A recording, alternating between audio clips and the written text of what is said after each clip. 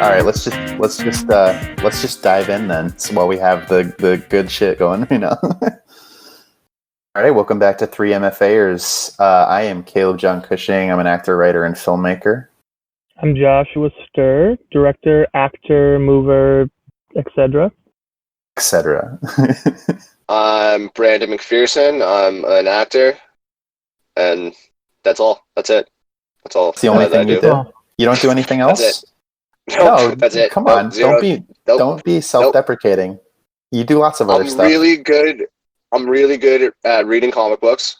And then I'm also really good at certain video games, mostly NHL, but that's it. So those are the three things that I do. That's it. Great. I'm so glad we were able to hear what type of video game you were good at. I was wondering. Video game master. Yeah, Josh is the video game extraordinaire, but sometimes we also play. I play games. I've gotten really into solitaire. Dude, I'm so bad at solitaire. I had never played before last week. I didn't never learn. That's crazy. I know, and now I've just been playing all the time. These are the things that we can do now that we're quarantined. That's like the number one quarantine game. I'm frustrated because it's not a game that you can get better at. It's there's the luck, there's the luck element. So I've just been getting really frustrated. That's true. Yeah. Which sounds stupid. It's the oldest card game ever, but I'm just getting into it, and I get really mad when I can't get all the aces out. I'd love to be there watching you just freak out. Record the next time I do it, and you'll get a taste. How you guys doing? You guys doing okay? Doing all right. This week was interesting because I'm sure everybody out there has been dealing with it. It's the first rent due date of the coronavirus saga, so that was kind of rough. And I take it day by day. I do what I can. Yeah. We just finished my Harry Potter marathon last night, so kudos to us. I also binge watched Tiger King for 7 hours. Have we all seen Tiger King? Yeah. Because what the fuck? By the 6th or 7th episode, my brain was like, I can't. But then I just died laughing every time a music video would pop up. It inspires me to want to make a music video. Okay, wait, Josh, do you know that he's not singing in any of those? He bought those and then just kind of recorded his voice over a tiny bit? Yeah, I saw an interview by Andy Cohen and what's his face, his husband or whatever. Yeah, so wild. I just want to Joe Exotic should not be in jail. Free my man Joe Exotic. And Carol Baskins definitely killed her husband. Oh, definitely. There's no doubt about it. She's crazy. There's no doubt in my mind. Dude, I mean, the whole thing is here's the thing. Joe Exotic literally brings a bad name to gay people, and I just want to put that out there that the guy was nutso. I'm sorry. Carrying around a revolver and shooting shit and things like that. It's that's all the PETA people that I wanted to shoot in the row. It's dude, why is this number one on Netflix? But I couldn't stop watching it because I wanted to know about the legality, what actually happened. And it took 7 episodes for whatever reason. Here's my thing, right? Is I don't think I could write something like that. The fact that it's real is just so every episode you're okay, that was the craziest thing I've ever seen, and then you watch the next one and it gets even more insane. I couldn't turn away from it. It was just so beautiful, a train wreck. It was a garbage fire. That's how I would describe it. I just love that it exists. Absolutely I love that it's real. I love that Netflix was yeah, here.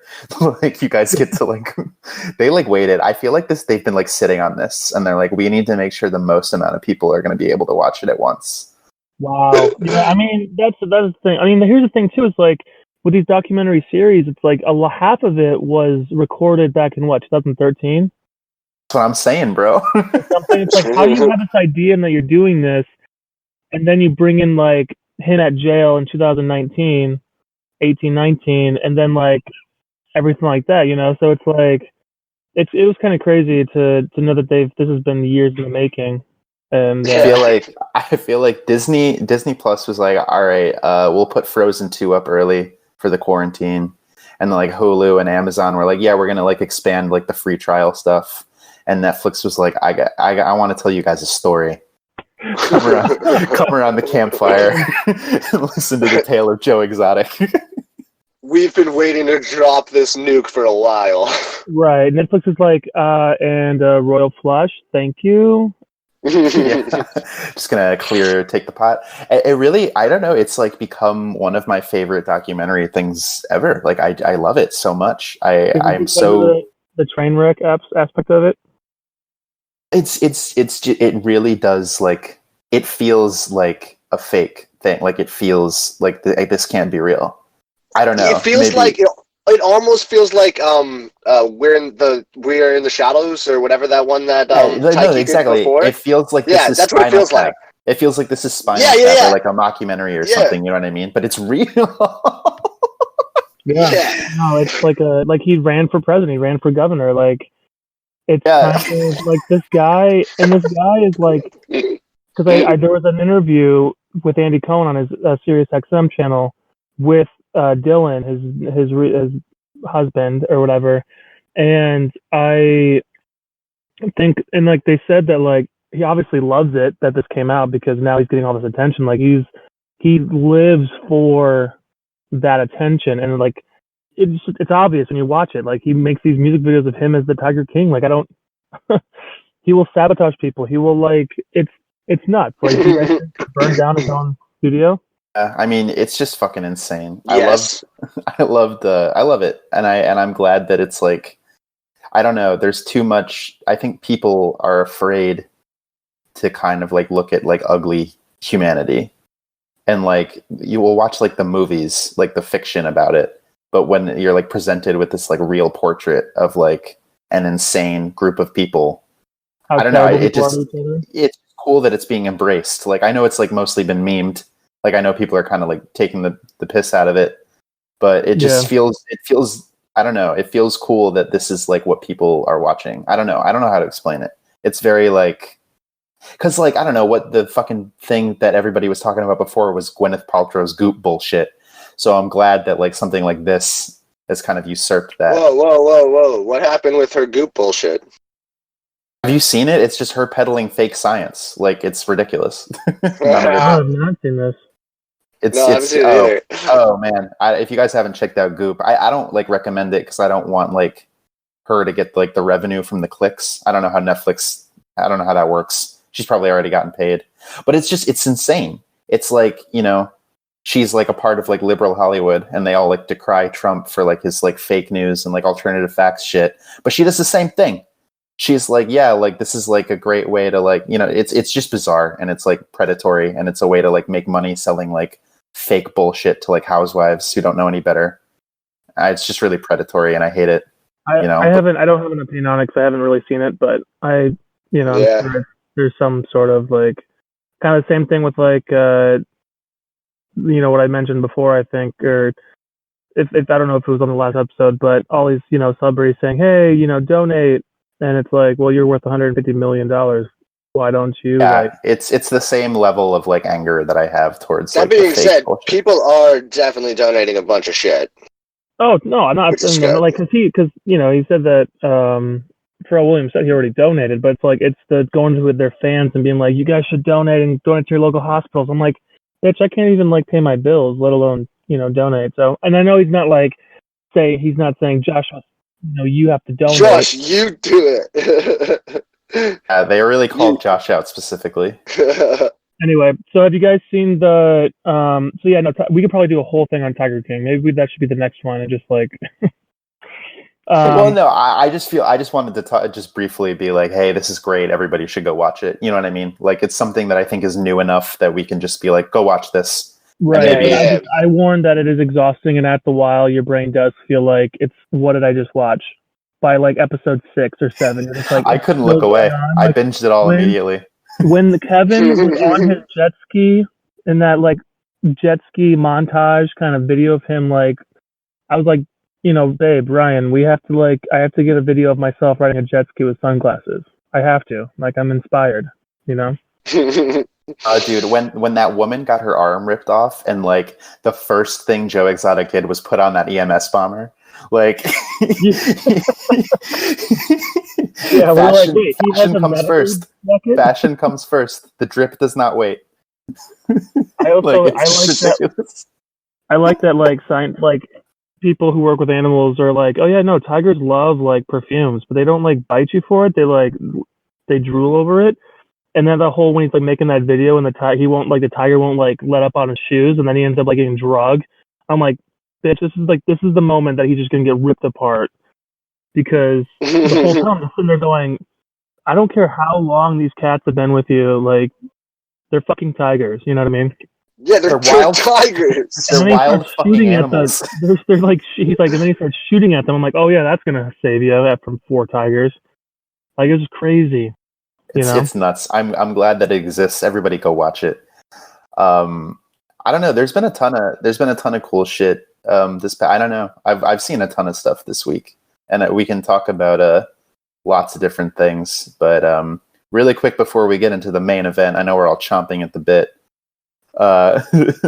Amazon and South by Southwest are partnering up. Did you guys see that thing? Yeah, you sent a link Yeah, to us. it's very dope. That's so cool. How's that gonna work? Or do you have to pay for it, or? No, and that's what's cool is it's not even Amazon Prime. Like you don't even need a Prime account. Like if you have an Amazon account, you'll be able to like watch for like 10 days. And they haven't said like announced the dates yet, but they're gonna like anybody who was accepted into the South by Southwest festival for 2020, which got canceled because of coronavirus, they can opt in to have their project showcased on the website. That's amazing.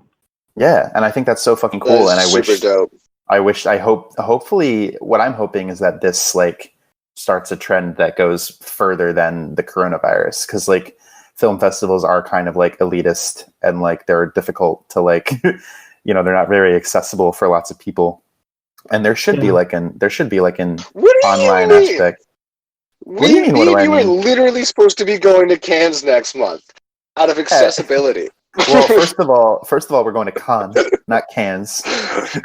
Tell me you don't tell me how to talk. You're the Canadian. You should be the one fucking correcting my French. Yes, Cannes. I was in the States too long. All right. Cannes. But that's actually kind of a great example of what I'm talking about, is because so Brandon and I got accepted through the 3 days in Cannes program, which like if you're under a certain age and you have to write like a fucking letter like explaining why you love movies and shit, which is like fine. But like that's like, not necessarily, that's like still a little restrictive. Like nobody can just buy a fucking ticket to like go, you know what I mean? Like it costs like money.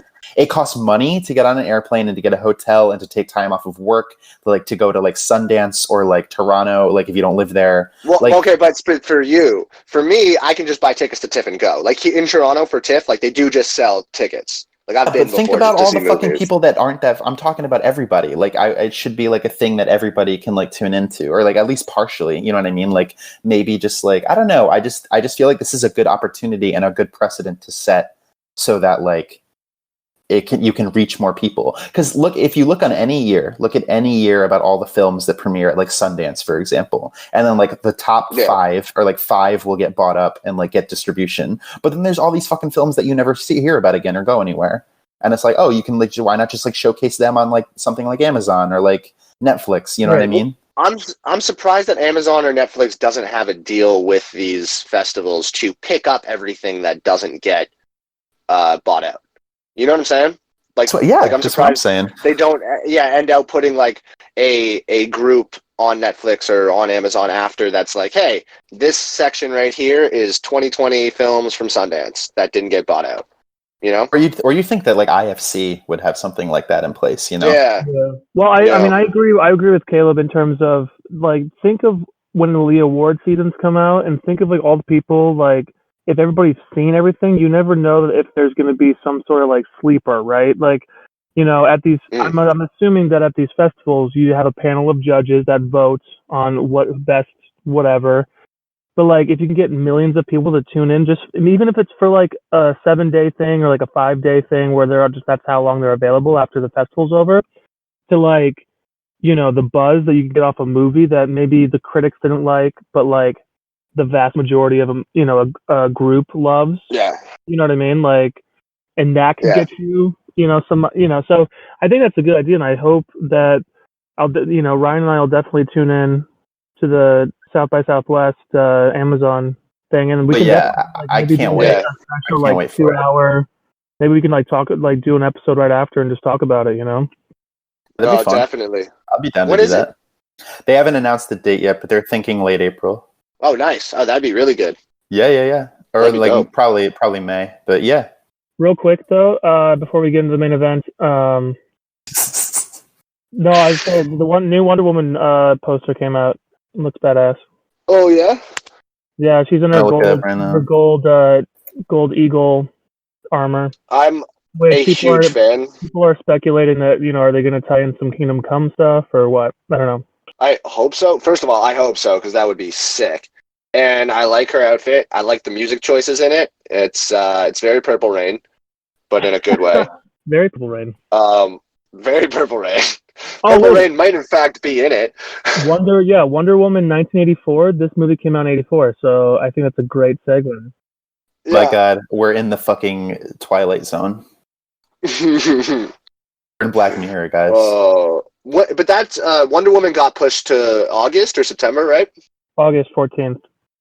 No, I mean, this one looks way better than the last one, in my opinion. The last one was ridiculous. The last one was solid for a. It was solid solo woman film. Okay. Independent.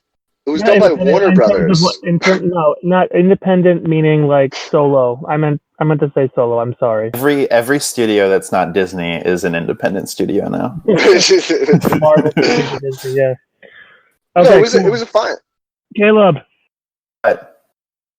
We can go on for hours and hours and hours, but let's do this. Purple Rain. It was my turn. It was my turn to suggest the movie, and I decided to have us all watch a 1984 romance drama musical film, Purple Rain, starring Prince and the Revolution. Purple Rain follows the Kid, played by Prince, a struggling club musician in the burgeoning Minneapolis music scene.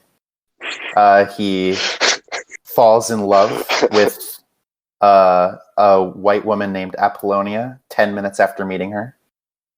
He goes on an odyssey, an epic quest of self-discovery and passion and learning to appreciate other people in his life, despite his difficult upbringing and alienation from his parents. Josh and Brandon, what did you think about this tale? Well, hold on, because I didn't see any of that happen. I didn't see one of those things happen. What are you talking about? I saw Prince playing some character, some little asshole who runs around hitting women and being a dick to everybody, and then it ends with him singing more. That's all I saw. That's all I saw happen. So Brandon didn't like it, I'm gathering. Brandon? Didn't like it? I have questions. I have so many questions. We'll get to those, but first, Josh, what did you think? It wasn't my favorite. That's all you have to say? Well, I mean, I have a lot to say. Like, I do, and I love, I love these like movie musicals or whatever. These same categories like burlesque or some shit like that. But like this one, for whatever reason, was like a little too 80s for me, and I wasn't sure how like this is to be considered one of like the best musical, movies, up there. So like I don't understand that. Like it was a funny joke. It's like Purple Rain, the subtle art of abusing women. Like it's there's like a weird kind of like trend to it, and it's like I don't really know his music. I know Doves Don't Cry and Purple Rain, obviously, but I'm just not. When Doves Cry, first of all. When Doves Cry, whatever. Doves, It's not whatever. It's in the movie we just watched. When Doves Cry. Great. Just the sound when doves cry. Which I don't know what sound that makes. Ryan made the sound, but I'm not going to bring him on here to do it for you. It sounds like you guys just need to get purified in the waters of Lake Minnetonka. Maybe I'll just go in my underwear and jump into a random river. So Fair enough. Let's jump to that scene where Prince is just a massive bully and dickhead to this girl and just makes her jump into a lake naked and then drives away on his motorcycle because apparently that's what was cool. Did he? Did he really? Listen, no. Here, hold on. I think. Like, so, getting the elephant out of the room, like in like a serious way, like it was like made in 1984. Like it is very dated. Like things that were seen as like funny or like played for laughs. Or like like that scene that we were just talking about was supposed to be like kind of like, oh, they're messing around. It's like cute and charming. Like obviously it feels very different. Like almost 40 years later, of course. Yeah. That's the thing. It's like was any of that? And obviously it was, but that's what was considered cool at the time. That's mind blowing to me. I'm not saying that, but like think about like in the very beginning, not the very beginning, but like the second scene where like Morris, like the rival, like the lead singer of the time, is like why? Yeah. Who was that, by the way? Who was that guy? So everybody was like played themselves, like everybody except for the love interest Apollonia. She was an actress, and then Prince's parents were played by real actors, and then everybody else was like fictionalized versions of themselves or like playing characters. Okay. Like the movie was like loosely based off of Prince's life, like the story. And like Morris Day, no, it was. That's what they said. Wait, Morris Day was the lead singer of the time, which was a real band. And got it. Okay. The Revolution was actually Prince's band. Like those were the real members of Prince's band. Right. Totally. And I got so that's why everybody was a shitty fucking actor. Dude, because none of them were actors. I was actually disappointed. I love Prince. I think Prince is like one of the best musicians. He's like one of the most iconic American musicians. Obviously, everybody thinks that. Everybody knows. But I was expecting him to be a better. I was expecting him to be a better actor. He's very charismatic, but there were some deliveries. There were some line deliveries. It was bad. It was bad. I would argue that Morris Day was the best actor in the movie. Honestly, that's why I was asking because I thought he was the best out of all of them. He was playing it a little campy. I think like that the movie character. Like I wrote that down. I was like, the guy is like a walking SNL character. Like I can't take him seriously ever with his laugh. Yeah, the way he walks. You know. I really hated that scene when they were doing that. Like, who's on first bit? Or like, what's the password? Oh my god! Yeah. Oh my god! I couldn't. I was like, did you guys actually write this and thought this was gonna work? Like, what the hell? Yeah. So the story, before we get into like the movie, I guess the rest of the backing story is Prince had just come out with his fifth album, maybe. Okay. I think it was his fourth. And the producers of this movie were Prince's like team, like his managers, and they wanted the director became his manager after the movie. Yeah, well, they wanted to showcase like Prince's talents and abilities, so they wrote this framework loosely using his life experiences. To showcase a bunch of songs. And I thought like the songs, for the most part, I enjoyed the music, like the scenes of him performing and like the scenes of him like playing in the club, I thought were all like mostly well done. Like I think the last like 20 minutes are like kind of really fun and like really great. And like lots of like hands down, like he's an entertainer. Like I'm not like, of course I know the two songs, whatever. And I'm sure I recognize a lot of the other ones, but in terms of for someone that's just not my genre of music that I listen to, I could watch him sing and know that like using personal life experiences for his songs and like, you know, the Nicki song, the I Want You or things like that. It's like those performances were just fun to watch because he's an entertainer. Like, you know, gender fluid, like he's an entertainer. You know what I mean? And that's what was shocking to me is like, for somebody who did so much for like fluidity and like gender expression and like changing the ideas of like masculinity, like there's like a lot of like misogyny in this movie. It's kind of fucking crazy. It's crazy. I expected him exactly like you're saying. I expected him to be this very charismatic, like nice lead character, and instead he's just running around like an asshole the entire movie. Like, who thought that was a good idea? Brandon, I think you're confusing big asshole with sexy, suave, smooth, and moldering.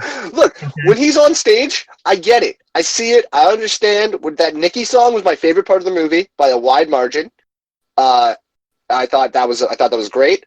He was like super into it. But like Caleb's saying, how can you emote that much during a song and then you have to deliver a line and you're not even close? Like, it doesn't make any sense. I mean, I think It was that's his first movie. He was 26 when they made that. Wow. Which is fucking crazy. Wow, He had already crazy. been releasing music for a long time. He wasn't like the superstar that kind of he became yet, obviously, but he had hits. He was like a known person. And Well, I didn't realize that because when I was looking for Purple Rain and When Doves Cry, I didn't realize that the Purple Rain soundtrack for the movie is like an album in itself. no, of course. I mean, they sold it collected as music an album. as an album, yeah. So it was Oh almost shit, like 8 Mile visual style. album. It was a visual album, just like Lemonade. Okay. All right, Josh. And that is something that like I did appreciate about the movie is we're in this trend now where it kind of got started with like NWA, and then you have like the Queen movie and the Elton John movie. Like I prefer what Purple Rain is doing much more to like this style of like musician biopic we're in now. Like I appreciate like the narrative, like rather than it's like here's like the kid growing up. Like I like it the way that I think like better writers could have like made this work like really well. You know what I mean? Well, 100%. I mean, look, we saw it work really well with like 8 Mile is kind of the best example of that. The problem is you need your musical artist to also be a good actor, right? Like with the ones Prince, that you... I think that Prince would become a better actor. Like his movies. I just mean you need somebody who's done enough in their time and still be young enough to play themselves. That's the thing, right? Like all the other movies you were talking about, it's, like the NWA movie, it's literally Ice Cube's son playing him.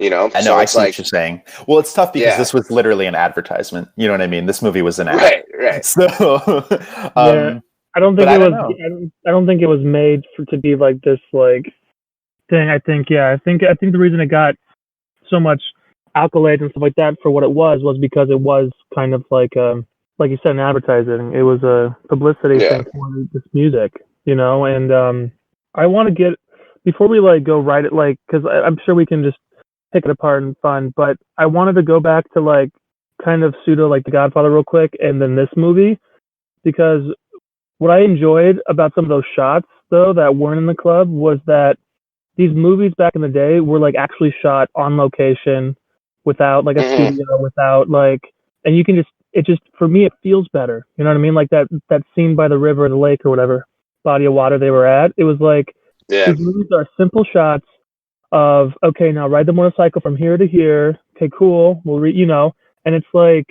very simple. And it's very, and sometimes you don't have scores. Like for Godfather, there was not a lot of like scoring underneath the scenes. It was just these people in the room and the acting. And kind of like here, when the music wasn't like, like kind of like mimicking his mood or his attitude, like the slap scene, right? When he first hits her, it's like this, God. Music, and then all of a sudden the music cuts out and then he like hits her and it's a different kind of music. But, but for the most part, I love the outdoor scenes because they were actually at the places. You can tell it's a real place. You know what I mean? So that's why I just want to say that real quick. Yeah. Well, and even on especially with that lake scene, there's something about the natural lighting that really like drives that across, especially in the 80s. Now they're obviously really good at setting things up outside, so the lighting's perfect for everybody. But like, you could see that that's just the lighting that there was those days. Yeah, I mean, they actually shot in Minneapolis for most of it. There was some shots in LA, but the vast majority of it was actually shot in Minnesota, which is cool. Because that's where Prince grew up, so it adds that like kind of like I agree with you, Josh. I think like it is cool that like it feels real and it feels authentic, but it's still really not good. Like the story, Well, no, I know. The writing is so bad, and I know that you guys like probably agree so bad and feel the same way. But here's my journey was like I thought the beginning was great. Like I thought the opening was awesome. Like when like he's playing his song at the club and like it's just like this fun, like it's like 80s and it's like cheesy and campy, you know what I mean? But it's like really fun and like exciting. And I was like prepared to enjoy it a lot more than I ended up enjoying it.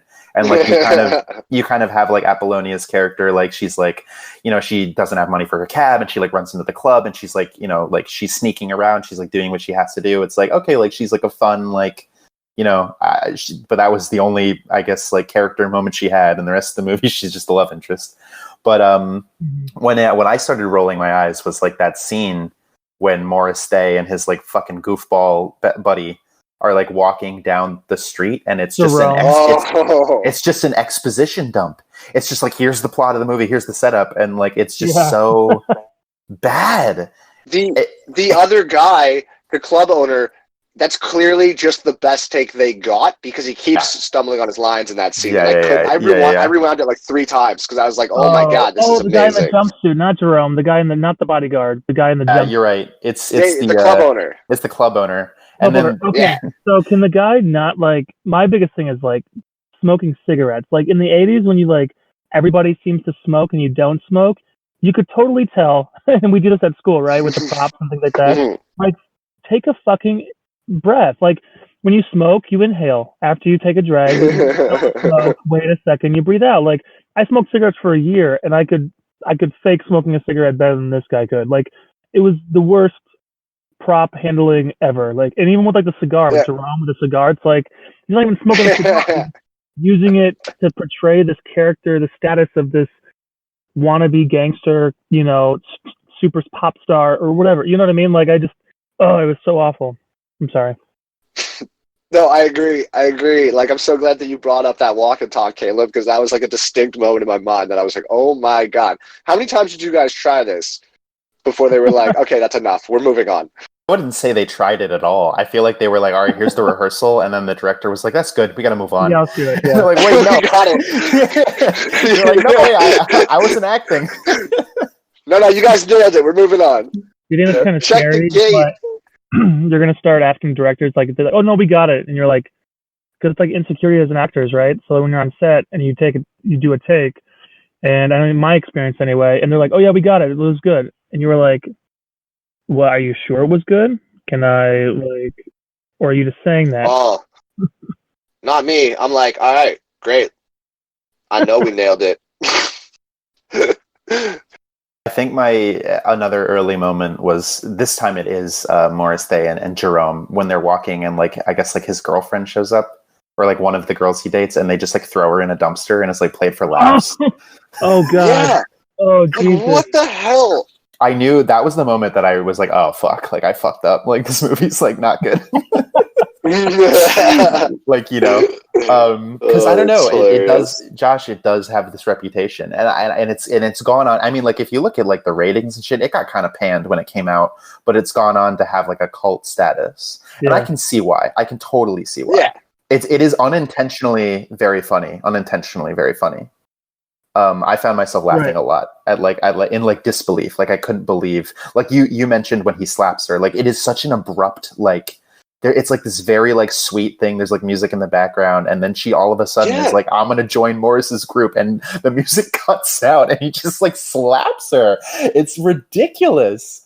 I couldn't believe what I was watching. We found it very hard not to start like doing voiceovers and commentating like the thought process of the characters, because it's very funny to be like, oh, now I'm contemplating. Now as I look over here, I'm going to walk over this way. You know what I mean? Like it's very hard not to start kind of like making fun of it in a sense, but I tried very hard, and I think I was successful for the most part to just actually sit down and seriously just watch it. But towards the end, I was like, okay, this is hard. Like all the pacing when he's angry, like, oh, I'm just going to run to my dressing room and pace, and then sit down for a little bit, and then pace if I can't sit anymore, and then sit down. You know what I mean? Like, I don't know. And then all of a sudden, Jerome's there in the doorway with a cigar. Like, I'm like, where the fuck did this guy come from?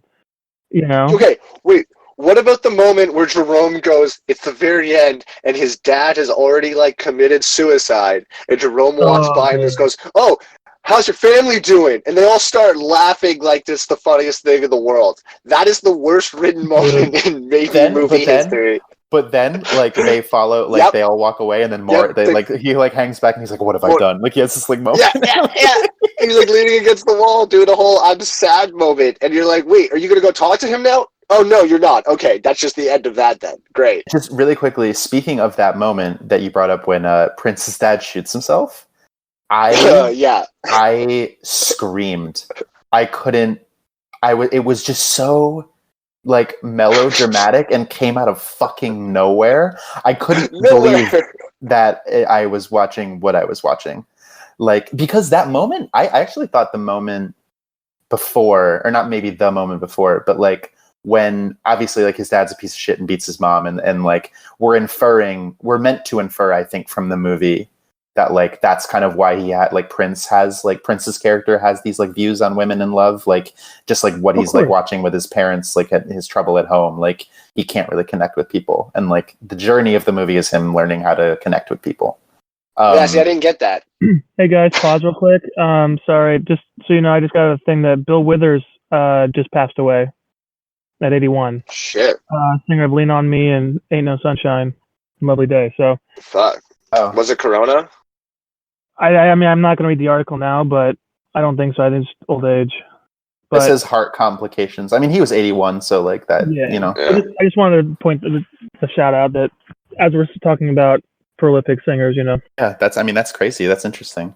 Life works in mysterious ways. Yeah, but like. But anyway, Purple Rain. I put a note about like, isn't it amazing? Like the broken household kind of like arc for a lot of these artists or whatever. Like because with music, this is why I think the singing was so entertaining and so fun to watch versus like everything else was just kind of like, it was okay, go back on stage and sing. Was that I think Prince, I mean, he's not an actor, he's a singer, but like with a lot of singers, that's how they express, that's how they can actually get their feelings out. So when he was like singing to her when she was on the date with Maurice or whatever.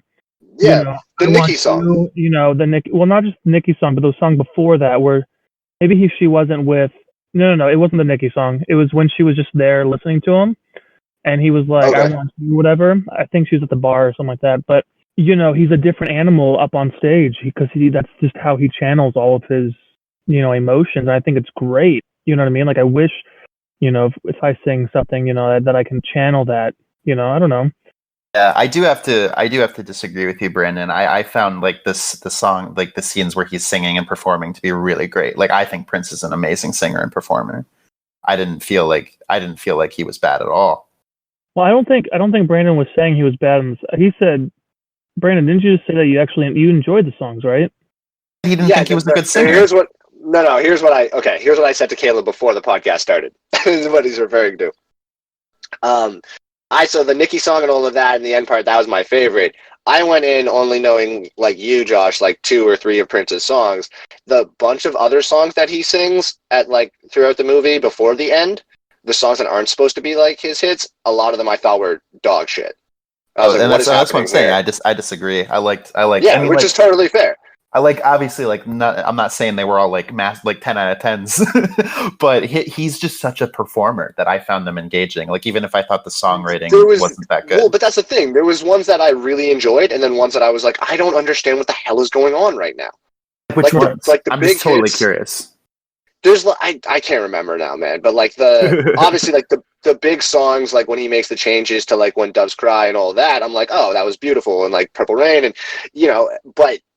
There's the songs at the beginning that, like, also what I thought was really weird is you're writing songs for this movie, and then the plot of the movie is that these songs are shit and nobody likes them. Right. Yeah, that was a little silly. Like how, yeah, right? All of a sudden, Purple Rain comes on. Okay, can I get into like this whole like climax moment of the movie? Or do you want to? If you want to talk about that, for sure. I never got to finish my thought earlier. I just want to finish that, and then we can go into what you wanted to talk about. The moment, like the last time that Prince and his dad interact before his dad shoots himself in the head, that he somehow survives, I guess, by the way, which is weird. But classic. You know, his dad's a piece of shit, and he like is beating his mom, and then like. He's talking to Prince and he's like crying and like playing the piano and he's like, are you going to get married? And Prince is like, I don't know. And he's like, never get married. And like Prince is like crying and it's like trying to be this like really deep emotional thing. And it totally informs like Prince's worldview and his character and everything. But I just feel like the tonal whiplash of like that moment and then him just like shooting himself, it was just so bizarre and funny. And I felt like a piece of shit for laughing, but it really, I was like cackling. I was like screaming. I was laughing. It was like the most ridiculous thing I'd seen. And I feel bad. Like, I don't know. It's so campy. No, don't feel bad. Don't feel bad. The entire thing with the parents was so hard to take seriously. Like, I'm sorry, but it was just so poorly written. Like, at one point, the mom, after being hit, is like, "You never let me have any fun." And I'm like, there's no way that that's supposed to be the point of this. It was wild. Just wild. And him being like, I could have let you have fun if you believed in me. I'm like, what are you guys talking about? Yeah, I feel like what we're getting at is that the point of the movie was to showcase his music, and they tried to fill it in with whatever kind of storyline and through line that they could come up with, loosely based off his life. It was wild. Yeah. I want to get back into the music in terms of his performance. So a lot of these movies that you see that are kind of based on these, artists and these singers and stuff like that, it's like you always that there's going to be this big song and this big moment coming. You can always tell when it's about to happen because he has this moment where he can't do anything else but to take everything that he's experienced and put in the song, right? Purple Rain as a song confuses me because it's a ballad for sure, but it doesn't ever go anywhere. I don't think as music, like, and Caleb, you can agree to disagree and we can get into it, but for a song at the end of a movie that's supposed to be like a climax, like, I felt like he should have at least like changed it up towards the end. And I know he goes into his like da da da da, like those like, and he just like the guitar solo is kind of sick and like, but I don't understand because it sounds exactly like his other stuff, but everybody puts their hand up because they understand what he's going through. I put my hand up, but then Ryan told me to put my hand down because I didn't really know what he was talking about. But then everybody, even like the shot of the club owner, like, yeah, man, I got you. And then he goes into his other stuff that sounds exactly like all the music in the beginning of the movie, and everybody's just fucking loves it. You know what I mean? Like, I was expecting more. I'm not trying to change your mind or anything, but I'm just going to explain. This is like a weird, like, real life and art kind of like thing. So I think what the movie was going for is, if you remember earlier in the movie, Prince, like for his Nicki song and like that set, like where he's like going crazy and he's embarrassing Apollonia, and then like Morris and the club owner are like, you can't bring real life on stage. No one wants to see that shit. And like, then Prince sings like the most heartfelt song in the movie, or like that what is supposed to be, at least. Like he's like bearing his soul, and it ends up connecting with everybody, and he's kind of making the point that it's like, no, like art does have like a healing property, and like people do want to see earnestness on stage. So that's what the movie was going for. But in real life, in the movie he dedicated Purple Rain to his father, but in real life it was dedicated to Prince's ex-girlfriend, Vanity, who's the singer, Denise Matthews. So that's like, it's like personal for him in that way.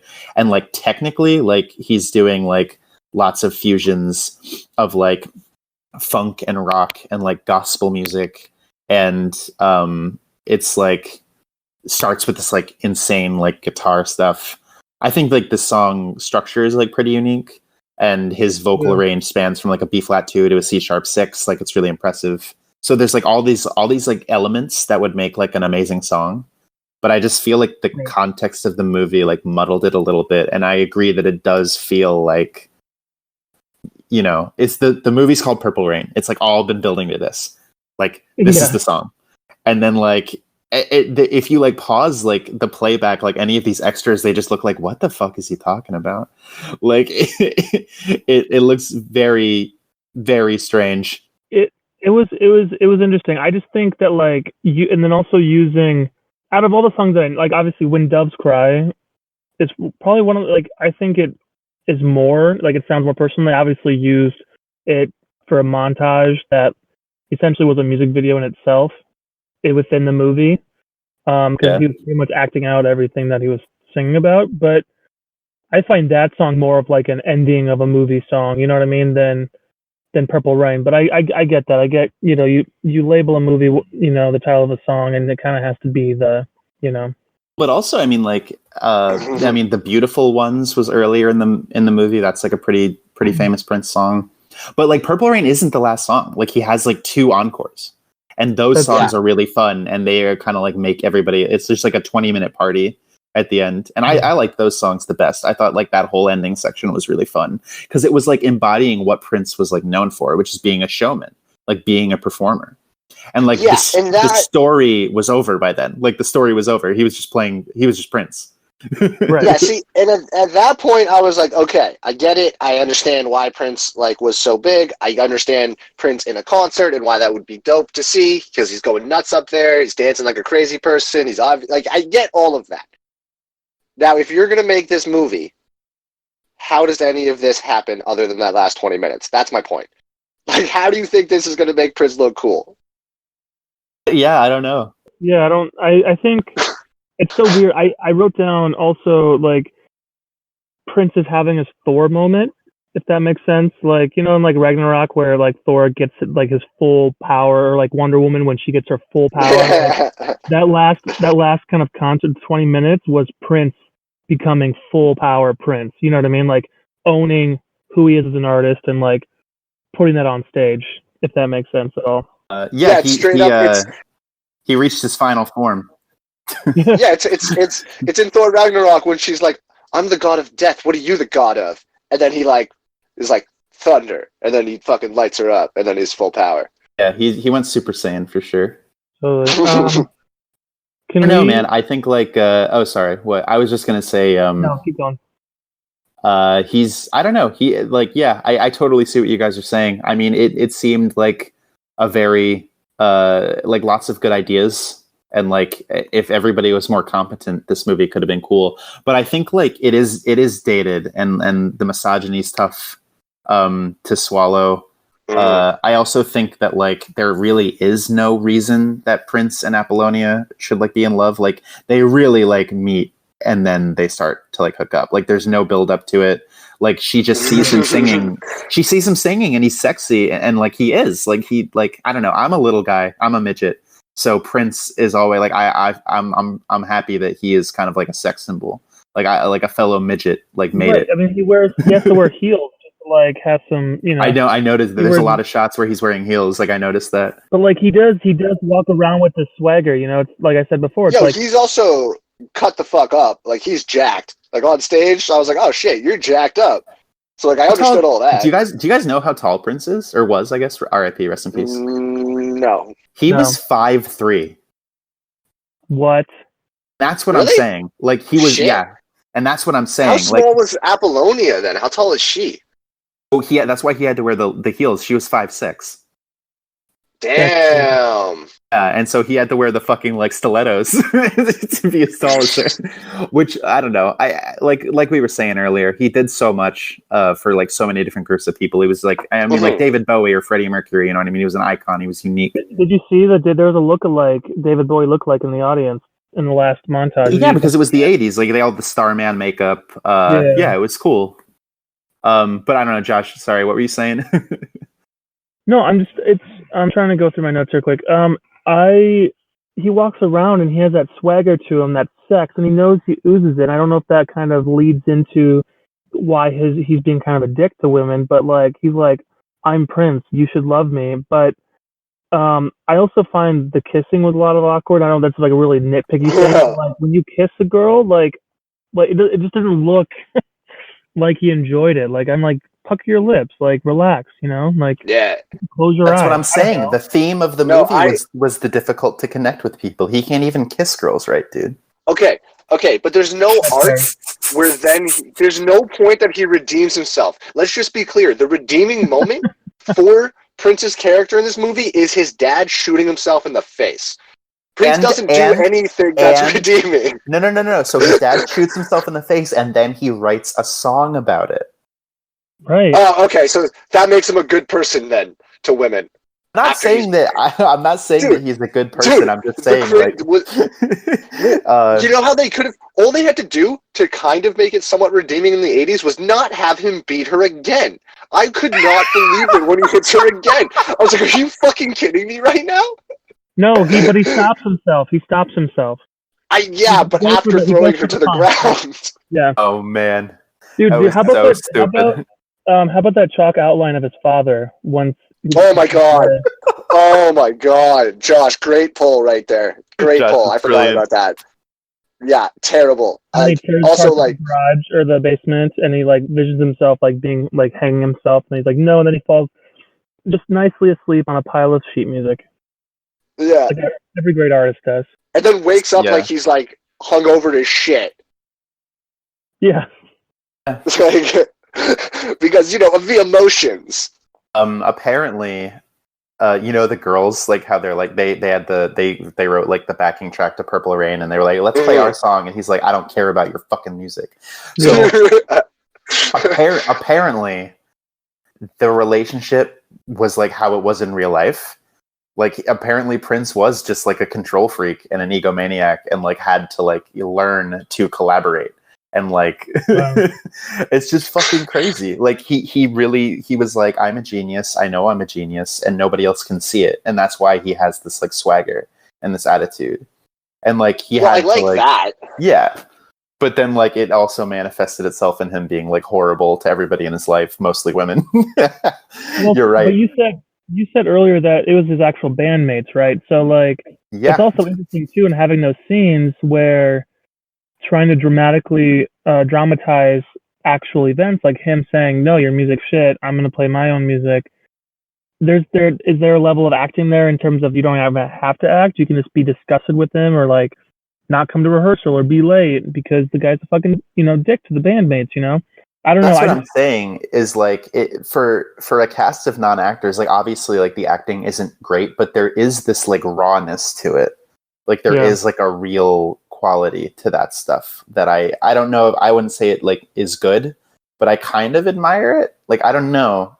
I'm taking like the misogyny out of it. Like, I'm not talking about that aspect of it, but just like the fact that like everybody was real and like, it was interesting. I found it to be different from what I was expecting, and I appreciated the uniqueness of it. I just wish that it had been not so like awful. Yeah. Yeah. Tonight, I wanted to bring up a point. I have a question about the songs too, though. Did they in the club? They obviously had all these written before. There was actual songs, but he says for the Purple Rain bit, he's like a song written by these two ladies, women. They wrote the tracks to it, but he wrote the lyrics. And were they expecting the lyrics, or was this just something they rehearsed? Like, was it made up in the day? Was it improvised? Like, I'm trying to figure out exactly how it all works. I know it's not technically improvised. They had it all written down. It was already created, but am I making sense? I'm trying to... you mean in the movie? In the movie. Like, he comes out, it doesn't really seem like he's rehearsed with the band before, but he's like, because it's a surprise that he's using the song that they wrote. Yeah. And then all of a sudden he has all of these lyrics laid down on it. You know what I mean? And they can just. Do you remember that scene in the montage when he was like writing? Yeah, I thought that he took that from his dad. Am I wrong? I thought that he found. He took the music from his dad. I thought there was lyrics on that sheet. I'm totally wrong. Okay, so what happened was they gave the girls, Lisa and what's her fucking name? Hold on, I want to get it right. Lisa and Wendy. They gave him the cassette that's like, it's like the slow groove, like the instrumental. And then Prince was on the piano, like composing the melody to go with that. And then he wrote the lyrics based on what his dad had left. Okay. But they never, it was like a true collaboration. But no, he was like, hey, we're gonna play your song, and they're like, what? But they did it because it's a movie. And then he started singing, and then everybody was like, and then like Prince was like, put your hand up if you understand what I'm saying, and then everybody was like, I guess. But then they all liked it. Well, dude, what was he trying to get at? That we understand that, or we empathize. We know what it's like when your dad shoots himself. We understand. What was the Purple Rain? What is Purple Rain? Josh, the real Purple Rain was the friends we made along the way. Oh. Wait, he didn't make any friends. He beat up everybody.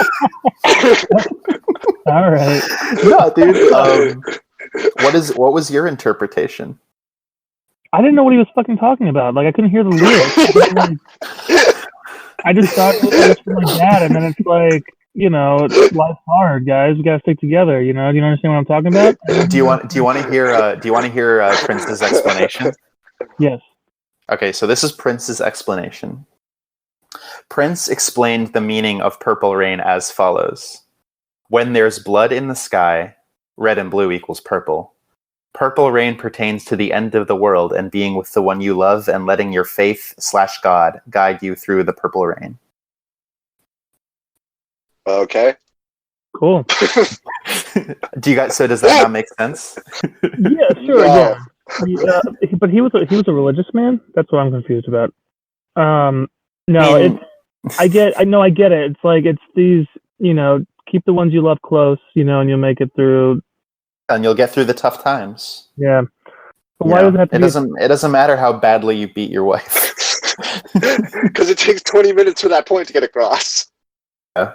No, I did love the riffs on the riffs, and then like just the vocalization, no words, you know, the oohs at the end or the ahs. I don't know what he writes them down as, but Yeah. I mean, his insane vocal range was crazy. Like, he's such a good performer. Yeah. Well, sorry? No, go ahead, Brandon. I that's actually, now that you said that, Caleb, that as I was watching the movie, that's what I was noticing about his voice is in some of the songs he's singing in like ranges that don't make him seem that spectacular, especially at the beginning of the movie. And then later on, he drops into the bigger songs where he does go into the other places. And then I was like, oh, okay, now I understand. But there was a couple songs where they were singing them like purposefully, seemingly like right in the middle there. And I was like, you just sound like a normal person. That's what I was coming from with the Prince like singing. And then later on, you're like, oh, okay. No, that makes sense now that you explain it that way, yeah. Yeah, no, I get that. I totally get that. Yeah. Well, because remember, he's a struggling musician in the beginning.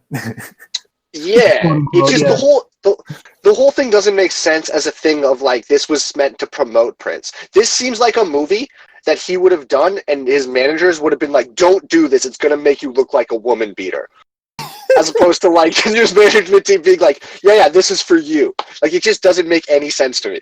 Well, that I'm saying you're not, because it's in the 80s and it was like, I'm not even joking. Like, obviously it's horrible, but it was like different, I guess. No, that's what I'm saying. Obviously, this was supposed to make him look cool.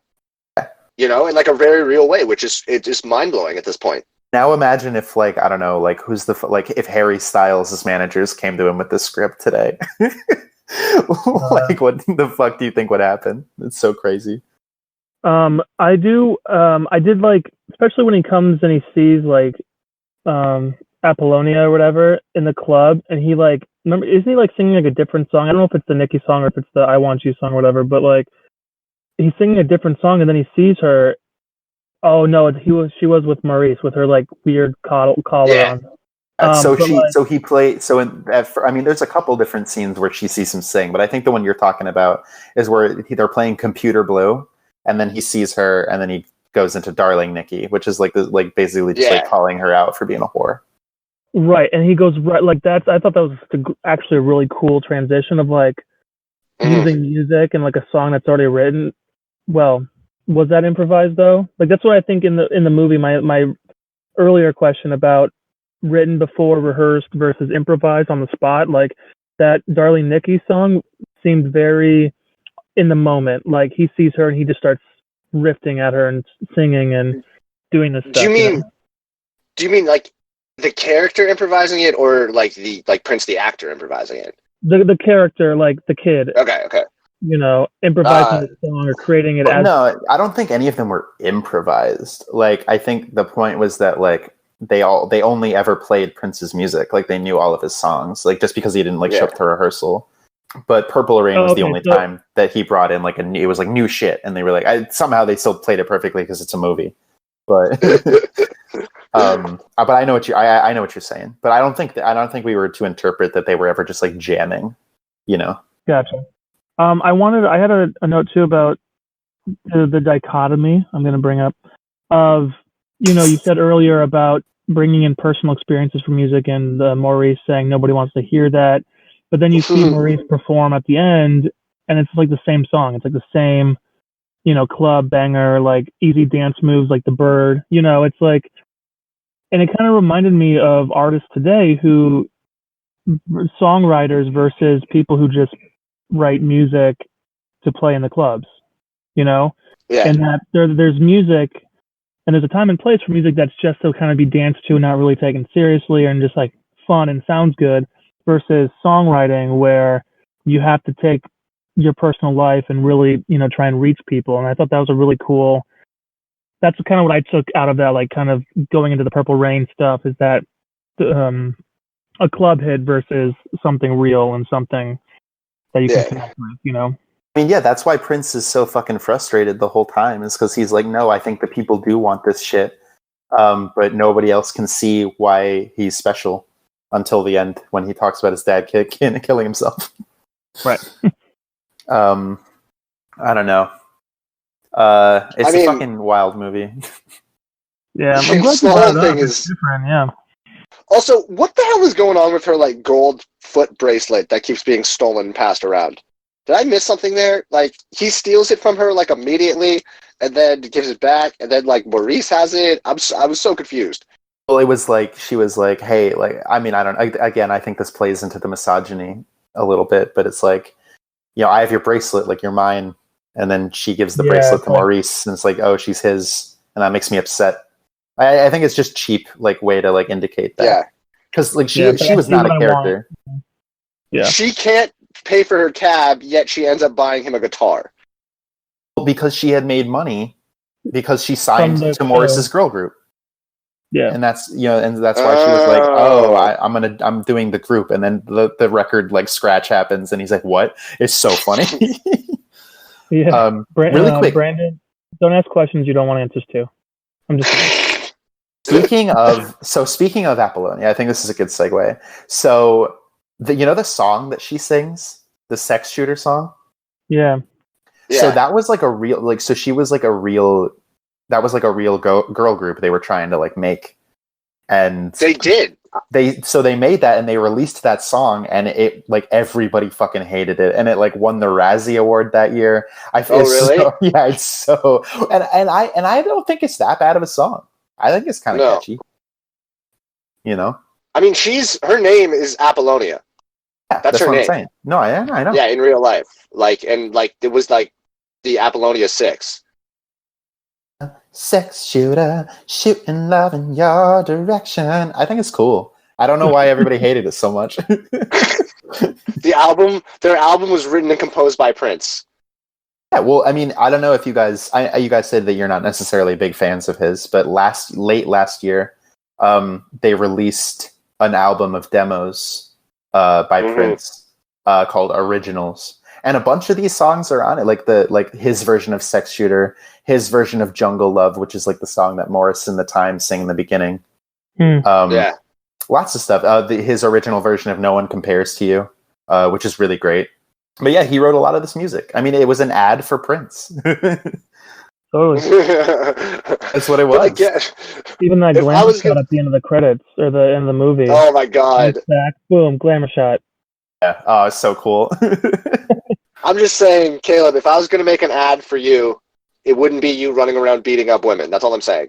Because you're making it in 2020. If you were making it in 1984, maybe you would. Because it worked. Dude, the album went 13 times platinum.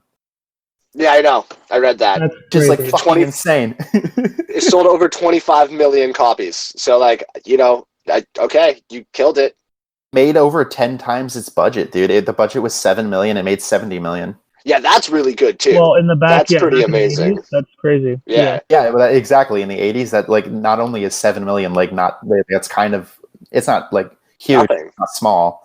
And then like to make $70 million is like pretty great for like a movie that like with a no-name director and like starring somebody who was like kind of famous but not like a superstar yet. Like that's pretty good. And that's I guess what seriously. Like we've been like kind of trashing it this whole time, but like it clearly was a success. Like it worked. But that's the most confusing thing. Yeah. Like that's what's so confusing about it. You know? Let's see really quickly what other movies came out that year. That like what was it competing against? So you got Gremlins, Ghostbusters, Red Dawn, Neverending Story, A Nightmare on Elm Street, Beverly Hills Cop, Karate Kid, Terminator, Indiana Jones Temple of Doom, Okay. Footloose. Dude, So there's a that's lot of like- shit. There's a lot. That's a good year. Yeah, 84 Yeah, is also, a pretty good year. other than Footloose, nobody beats up any other women other than Prince. I'm just throwing that out there. Wait, So it's not not the that Terminator? normal back then. Didn't the That Terminator can't- like try and go get Sarah Connor? Like I That don't doesn't know. count. That doesn't count. Sarah Connor's a badass, so she fights back. So that's like a whole Okay. different thing. You're right. Oh Like- boys. Other than the priest in Footloose. Oh my god. I don't know. I had mean, major issues with it. I know. Major issues. Yeah, Brandon just wants everybody to know that he doesn't condone beating women. That yes, very much so, actually. Very And good. also, Josh, how do you feel? I'm on the disappointed in Prince. I feel like if don't beat women. I was so blown away. It definitely took That me is a by heavy surprise. year, though. It took me. Yeah, no, I was actually like as I was reading, and that's not even like Amadeus also came out that year. Paris, Texas, Police Academy. Like there was lots of shit that year. Amadeus is that old? Jesus. Ah, dude. Fuck. Um, Wow. Didn't realize. But yeah, I don't know. It's definitely like problematic for sure, and I wish that wasn't such a huge aspect because like it'd be one thing I feel like if there was like a one scene where he like slapped her and felt bad about it maybe, but Yeah. like it's just such Yeah, a constant thing. Like it keeps happening. It's bizarre. I fully expected after the first time it happened and he was like abusive that then there would be an arc of him finding redemption and apologizing and trying to work through it, which obviously now is still not very cool at all. But back in the 80s, I could see how that would have been the arc that they wanted to put out there. And no, he just hits her again. You see, what is happening? How is that? It just made no sense. It made no sense. It was pretty fucking bizarre. But hey, you know. It's You do. Prince in the 80s, you know? It was a different time. I don't know. I totally see. I mean, I don't know. I don't know what else there is to say other than I liked the music, but it was very poorly written and like the performances were bad. And also I was disappointed because I thought like for some reason because it was from the 80s they would have like actually like played the music live, but they didn't. And you can totally tell in some scenes that they were just like that it was pre-recorded. And I think it would have added even more if it had been live. But I was like, oh really? Like, because there were moments where like you can absolutely tell that they're like playing along to a pre-recorded track. Yeah. I don't know. Do you guys have anything else to say about it? I got yes. I mean, thanks for sharing No. it. I don't have any last final thoughts. I think we kind of got to everything. You know. I think that after watching that movie, I'm a worse actor now, so thanks for that. You're welcome. Now I have to go watch. I'll suggest something to like kind of invigorate you better. Really quickly, let's go around. What would everybody rate it out of 5? 5 guitar out of guitars. I would rate out it. of 5. I would rate it a 3. I'm giving it 2 Purple Rains out of 5. Yeah, I think Josh. I'm also going to give it a 3, just for that last 20 minutes. Yeah. It's so Kind of good. like why you watch the movie. But yeah, Brandon, I don't fault you at all for giving it 2 Purple Rain Clouds out of 5. 2 Purple Rains. All right, Josh. So what do we got coming up? What's episode 4 look like? Episode 4. So I kind of thought about what you said to me before we started recording, Caleb, about just kind of picking something that I like and that I think would help pertain to some conversations we'll have. So I'm gonna, if you guys obviously have already seen this, then I can go to my next one. But The Danish Girl. I actually I haven't seen that. this. Yeah, I'm Wait, down. what? I haven't seen it. No, So I'm down. yeah, me let's neither. do it. Eddie Redmayne, man, he killed it. Yeah. So The Danish Girl for next time, and it's within the last 10 years, so we're modernizing for a little bit. It's been great to Yeah, watch movies from 40 years ago, but It's that's going to lead to an interesting conversation too. I'm excited because even him now speaking about it, he's like, I don't know if I would do it again. You know, Sure. based on the climate. So it's interesting. Yeah, Great. Eddie Redmayne Let's talk now. about it. Yes. So there's a lot to talk about. It's gonna be very interesting. It's on Netflix in America. I don't know. It's either on that or Crave here, I'm sure. It's Alicia Vikander too, right? Yeah. Oh, she's awesome. I love her. She's amazing. Laura Croft. Yeah, from Ex Machina and lots of other cool shit. Dude, she's Laura Croft. She's Tomb Raider now. The real life wife of Michael Fassbender. Oh, I did not know that. lucky her. I know, right? Lucky him. He's such a dreamboat. Oh, Michael Fassbender. I also had Steve Jobs on this list because I haven't seen that. So Ooh. Yeah, That'd be cool. That'd be cool down the road. I'd watch that again for sure. But yeah, cool. So Danish Girl next time. Well, thank you guys for humoring me. I'm glad we could go on that little musical journey together. Of course, anytime. And yeah, I guess next time, Rain. everybody go around and sing their favorite Prince song. All right. Hey Nikki, you're so fine, you blow my mind. Hey Nikki. You know that Wow. you know that he did he did the album the Batman movie soundtrack from Yes, the he did. 80s too. Yep. Yeah. Tim so- Burton. Oh, really? Because I do love that soundtrack. So Yeah, so there you go. mixed feelings. Well, if you read the album kind of description on like Apple Music or whatever, it says that like Tim Burton came to him for like one song and then he like gave him an album. Like not all the whole album's not on the movie in terms of like scoring the entire movie, but some songs are like in the credits or yeah, but it's fun. So see you guys next time. I'll see you guys next All time. right. Brianna Sayers. Right, really quick, I want to go to the bathroom.